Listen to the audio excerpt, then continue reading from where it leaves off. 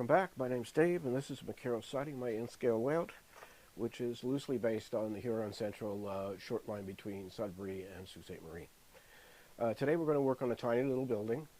It goes with the weigh scale for the paper mill, and I had the weigh scale itself built for quite some time. I did a 3D print of it, and then I found some wedges. I don't know what they must be used for shimming something, but they're plastic wedges, and they're just the right height for this thing. And so today we're going to build, we're going to assemble. That's a better way to put it. We're going to assemble the little building that goes beside the weigh scale, where operators would be in to take the weight of the vehicles to record it for the plant. So we're going to switch over to camera 2, which is on the table, the big work table behind me, which you can't see because the curtain's blocking it, but trust me, it's there. And so we're going to go there now and do that. So there you can see it. That's the carcass of the building. I designed it in on paper, which is typically the way I like to start, is to get an idea of something on paper.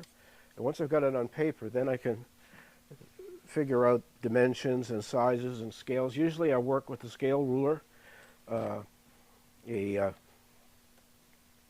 end scale ruler, and a pair of calipers. And that's how it all gets set up. So what do we have here? We have the carcass of the building. It's laser cut, and I use, I'm just going to, I never measured this stuff before. I wonder why I didn't bother doing that.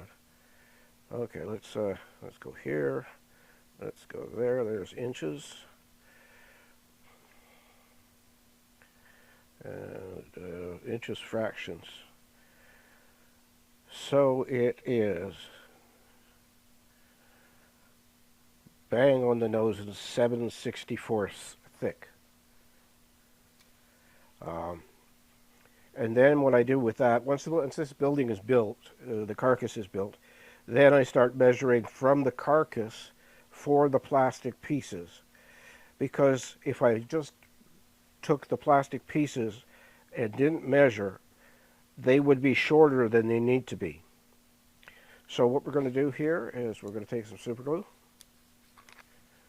and I'm going to put it, I've started to use these little containers that I have, and I've got a lot of them, upside down, and I put the glue on it, and it's got a little divot in the bottom, so it holds the glue quite nicely. And then I use these, which are very, very tiny Q-tips, to apply the glue. Now the building is going to have a concrete foundation around it, and industrial siding going up and down the building. So one of the reasons I like to use this, this is birch plywood.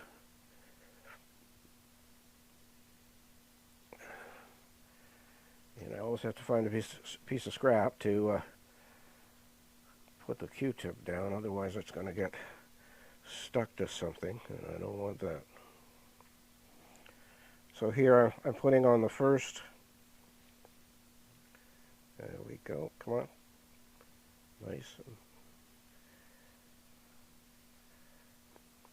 Okay, make sure that it's straight up and down. Covers the back of the building like this. Next step, the next side. Again.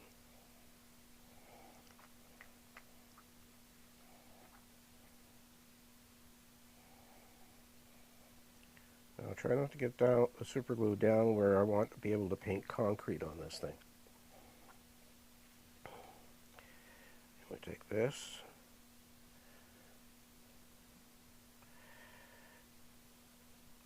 Come on.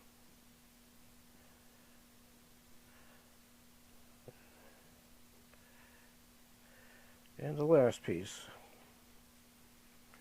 And that's it for having to clad the building. There's one other thing that needs to be actually physically built that isn't built yet, and that's the roof. So, taking more super glue, spreading it on here.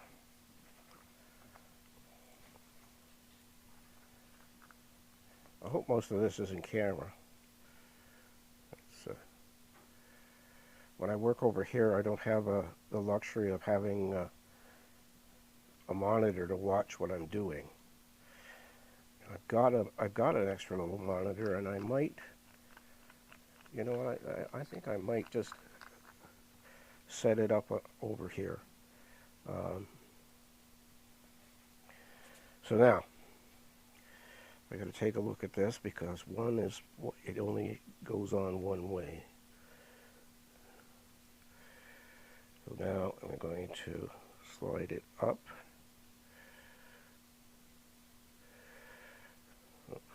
Oh, you silly thing. Okay.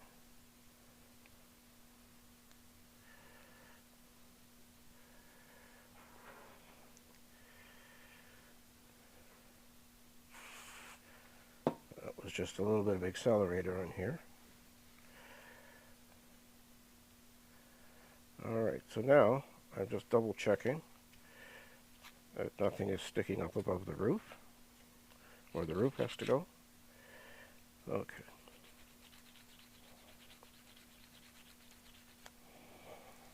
Alright, so now what I'm going to do is I'm going to take this and go over to my paint booth, and I'm going to give it a coat of, no, it's smarter to do this. Okay. So the next step is the roof. Now the roof is all of this is evergreen plastic, which a good hobby store will always have a large selection of. And,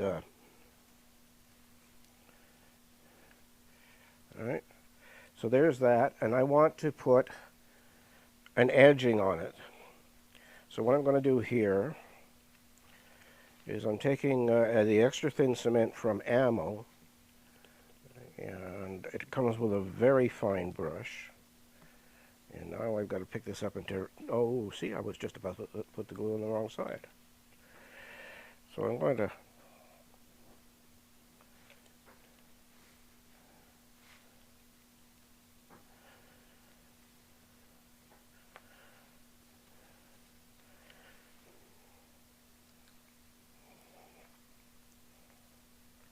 now, because this is styrene,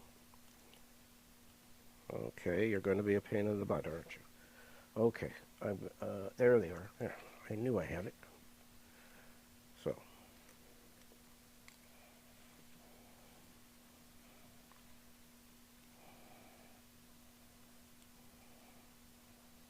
the brush that comes with the bottle is so small, it's actually hard to work with.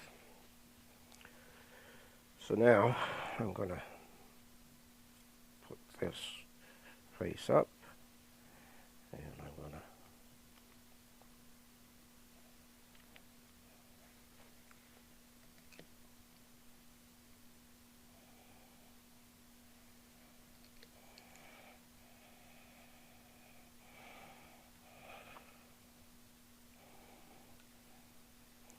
and that's glued in place. So now I'm going to take my scalpel and I'm going to cut it. And I'll take the brush again, put it on the plastic. What the solvent does is it actually melts the plastic together. Got to look at this, and because it has to go a certain way for this to work the way I want it to. So now I'm just going to take some more glue and run it down here. And then I'm going to close that up, because I will have a headache in 2 hours if I leave that open and I'm sniffing that for any length of time. There. So now we have the roof. Come on. I guess it's not stuck as well as I want it to be. Let's just...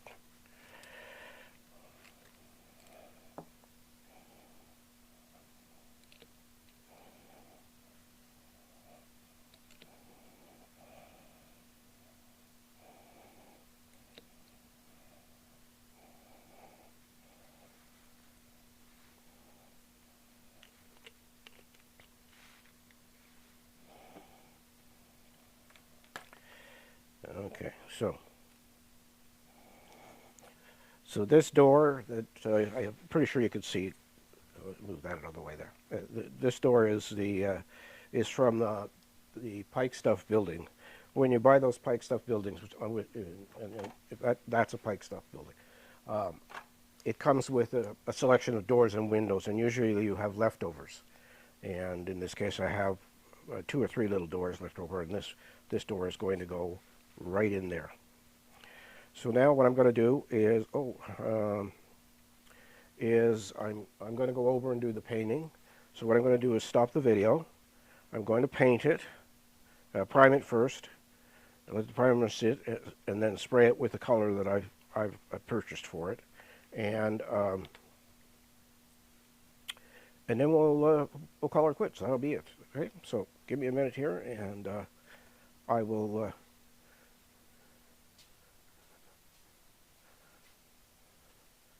I'll be back when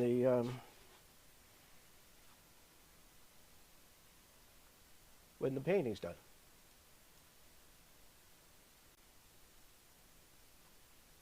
So we're back, and I'm going to walk over to the table and show you the finished product. It consists of 3 different sections: the wastegate itself, the wastegate building, and a foundation for the wastegate building to sit on. So let's go over there and take a look. So you're already looking at it, really, but we'll make it a little bit more. So we have the concrete foundation, the building, and the wastegate.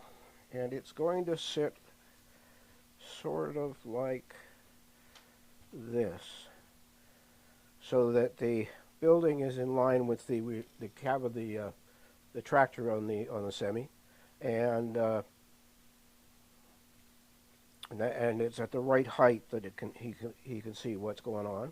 I did add one thing I've added here that I didn't talk about, but I have several of these sheets of stairwells. What do they call them? Stairways?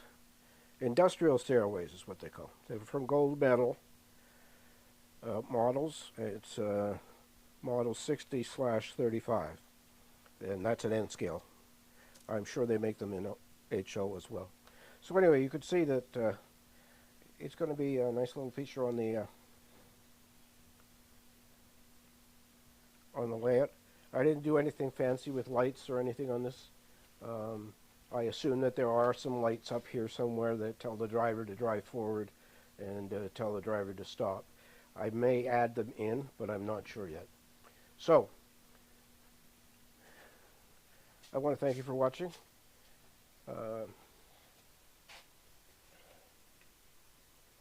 Thank you for watching, and like, comment, and subscribe. We're still getting 1 or 2 subscribers every now and again, which I appreciate. I really do. Next week, I think what we're going to do is, with the wastegate finished, then it's just about, we're ready to put all the buildings in place on the mill itself. So next week we'll probably do that, we may not completely finish the mill next week, but we'll come very, very close. So I want to thank you for watching. Take care of yourself, take care of your family, and remember, it's your model railroad, and you can build it any way you want. And I'll see you next week.